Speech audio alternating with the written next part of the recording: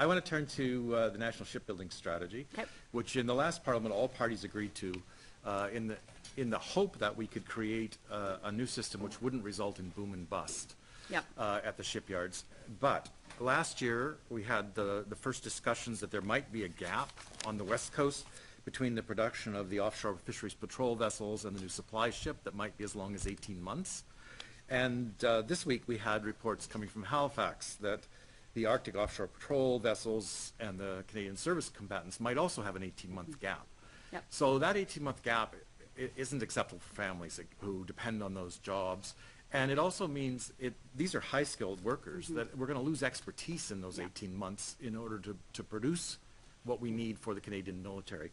So what initiatives are you going to take as a minister to try and help fill those gaps?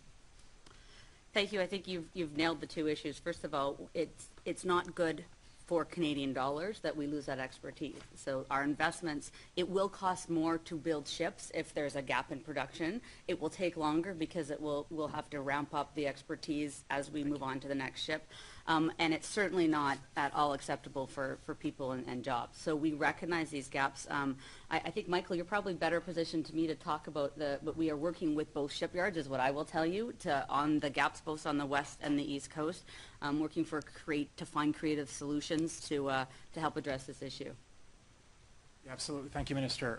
We are working on both yards. This is an acute issue at both yards, certainly. In Vancouver, we're looking at issues, for example, could we start early work on the JSS, for example, as a way to fill some of the gaps? So that's an option that's being looked at quite closely right now. On the East Coast, a question around the number of AOPS, for example. It's 5 or 6 under the contract, so we would make a decision around the 6th AOPS and how we manage that. And of course, trying to make sure that the surface combatant project moves on schedule is key to this as well. So we are definitely we're engaging with experts, trying to figure out what the available options are to fill these gaps. It is an acute issue. So I look forward to seeing progress in this. And then when we say West Coast, I say West Coast improves, not just Vancouver, but my riding in Esquimalt as well. And in addition to that, we also, as part of the shipbuilding strategy, said there would be additional work available to other shipyards, including shipyards like the Davie shipyard. And so can you give us an update on the progress on negotiations over icebreakers that would keep workers working in Quebec as well? Excellent. Yes, I can. We're still in negotiations.